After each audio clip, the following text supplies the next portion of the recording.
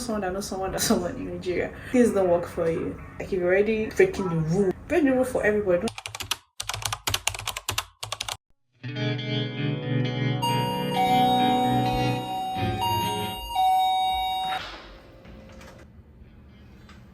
Welcome to my channel. It's been like what, 2 months, 3 months since I've been here on YouTube. At this point, YouTube, you have to forgive me. A lot has been going on. For instance, my move to Nigeria. Finally, time to leave.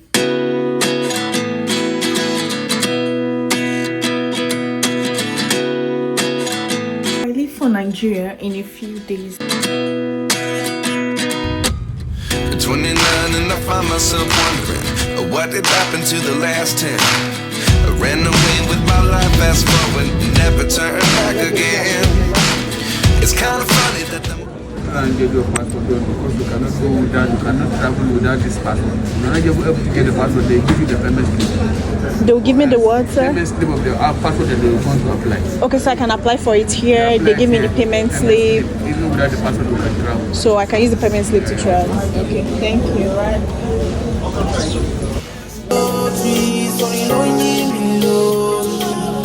Music chose me, just know this and know this. I get lucky, but I'm never low. Hi guys, we should have already been in Anambra by now. I missed my flight. So we're like 3 of us that came late for the flight. We didn't miss the flight because the flights were still boarding.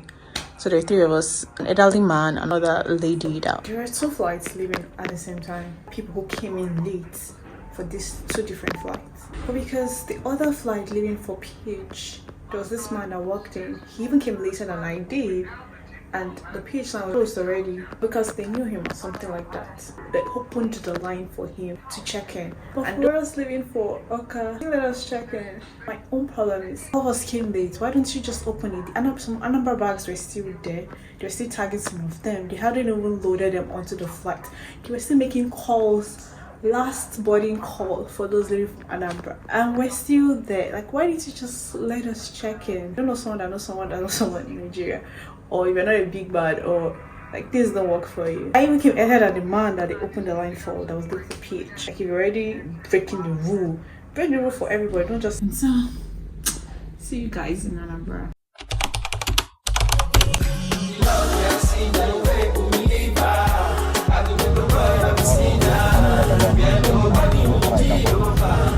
How about though? I'm telling you, that's another one I'm crying for.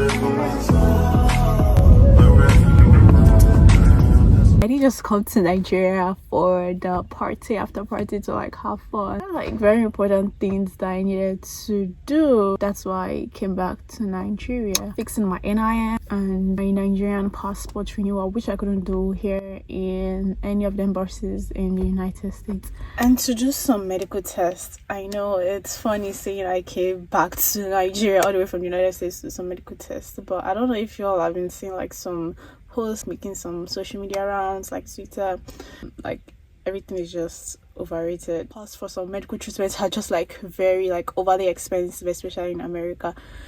And I agree if Nigeria was good. We have very intelligent doctors. We have very smart people. Yeah, I came back to run some tests. I already did the test in the United States. Another thing is I don't say it's racism. Like, there's just this thing about you having like maybe someone that's not of your race that's attending to you as a healthcare professional, and like you don't really, that communication, like, it's not really strong.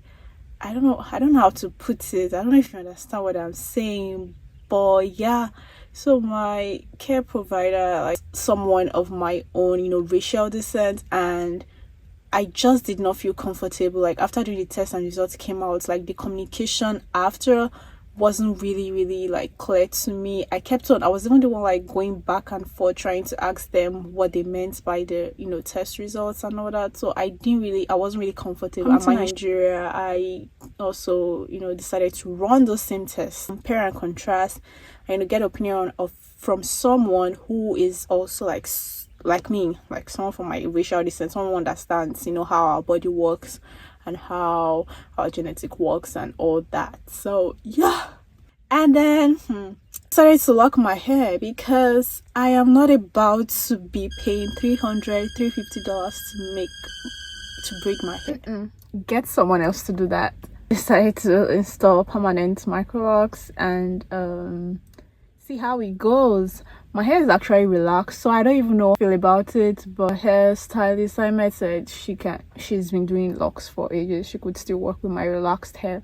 I tried this like online consultation in America, and the starting price was $1,000 because my hair is very plenty, like my hair is full. So when they take this into consideration, plus the hair is relaxed and it was kind of due and it would just be very hard to manipulate, like the starting price was $1,000. I said $1,000, like I come and buy land in Nigeria now. What is it? Kilo day. $1,000. I can use it to make my hair for like 3 years if I was living in Nigeria. Yeah, like how much? Like I'm doing all those very expensive hairstyles. Roadside hairstyle is 10k. You've got a very nice braids. Oh,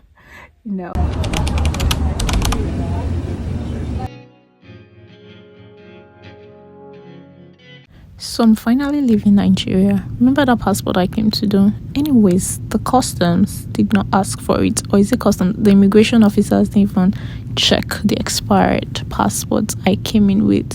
So all the stress I went because I wanted to correct my NIN and renew my passport just went to the waste. Nigerian stress 5 and 6. Anyways, I'm flying with Turkish Airlines. Every time I say I will never fly with them, I come back to them and I fly with them. We have this love-hate relationship at this point.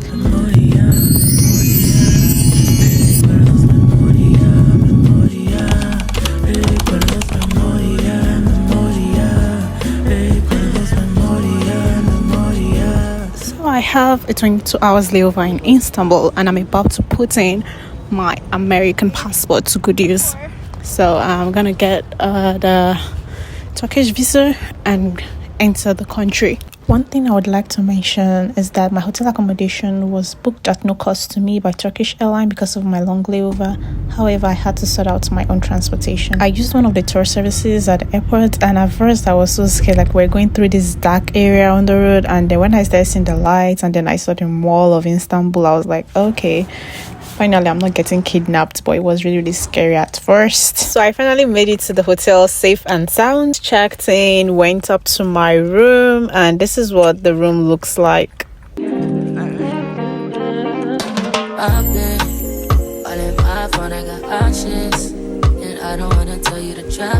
I am Nigerian. Of course, I pack my food every time I'm traveling. It was really unfortunate that the hotel rooms didn't have microwaves, and so I had to go downstairs and disturb the chefs and the restaurant kitchen to help me microwave my food to heat it up. And at first they were skeptical. They were like, what do you have in your plate? Hope it's not me. They didn't want to cross-contaminate what they are cooking for other guests, and I assured them that no, it's just puff and gizdodo, like plantains and gizzard and all that. And so they were very kind enough to help me heat up my food, warm it up, and I went upstairs and I started munching and eating. I could barely sleep throughout the night, and I couldn't wait for morning to be here because I will be exploring Istanbul today.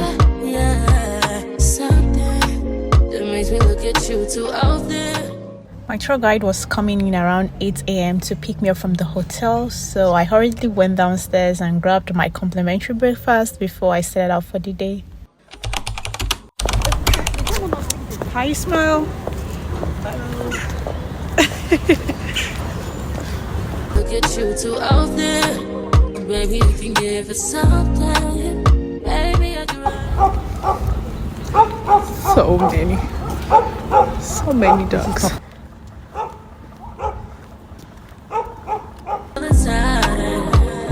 So my first stop was the Hagia Sophia, and the history behind this was that it was actually built as a Christian church before Turkey was conquered by the Ottoman Empire, and then it was transformed into a mosque. For angels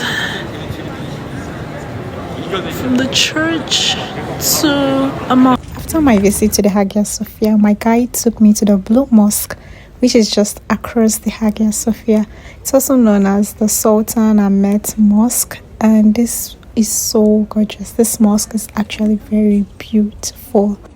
Although the Blue Mosque is a tourist attraction site, all the rules apply just as a normal mosque, and so women have to be properly dressed with their hair covered, and I had to buy a headscarf because I didn't have one. I even saw some ladies that were turned back because of their short dresses and their sleeveless dresses. And so one thing I noticed is you need a card to be able to navigate some places in Istanbul, like using the restroom, using the transport services. And so if you're a tourist in Istanbul, you're supposed to get a loaded card that allows you access the services. If not, you would be more or less stranded. I would have been stranded if not for my guide who gave me his card to be able to use some of these services. From there, we went on to the Grand Bazaar. It was still drizzling at this point, and so I looked around. I tried to get some items I wanted to buy because they were cheaper. But disclaimer, please, when you see luxurious items like Victoria's Secret and Yves Saint Laurent, please run away from them. Those are not the real thing. It was almost time for my flight to depart Istanbul, but I decided to grab lunch with Ishmael, my tour guide, who has been very helpful. I am a picky bread eater, but when I tell you this bread here was so good, it was the tastiest, softest, freshest bread I've ever had, and that's fact. It was served with hummus, which is basically ground chickpea, which was so delicious. Then I ordered me some lamb kebab. This was juicy and it had all the right flavors. You want to give me more? Yes.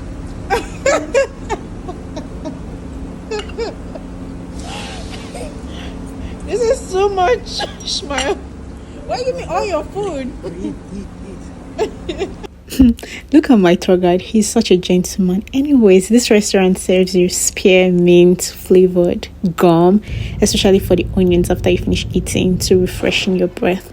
After that, I headed on back to the airport and my way back home.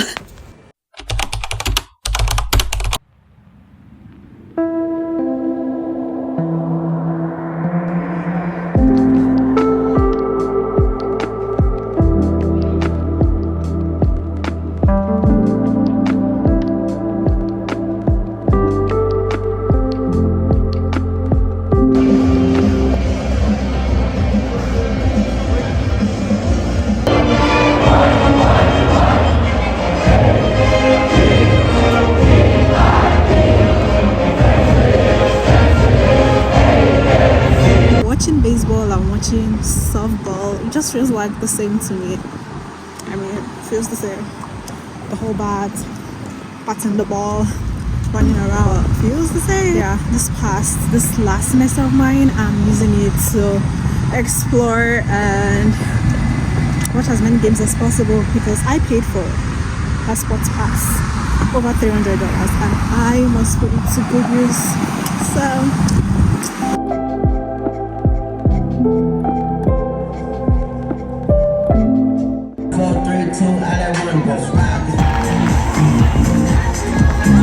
that's definitely a strike. How about another round of applause for Jennifer McFalls and all of our Aggie softball alumni here this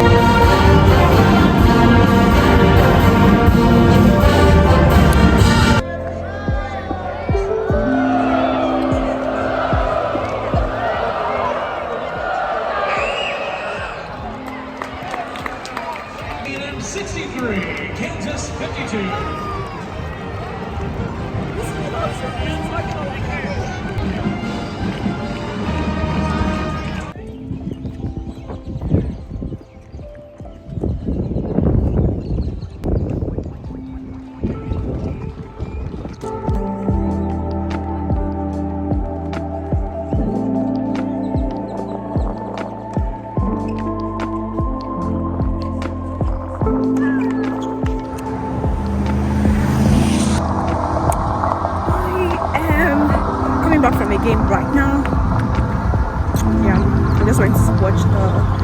women's tennis game. I don't know why, like when it's women's game, you don't see many people showing up, like, but when it's the men playing, it's like the whole place is filled up. There are like tickets to sell, but today was free for all. I don't like it, so because of that I decided that for every game I'm gonna attend, it has to be a women's game. Yeah, go support women supporting women. Yeah. Take the information from the first draft, right? And in some of them you can refer to the section.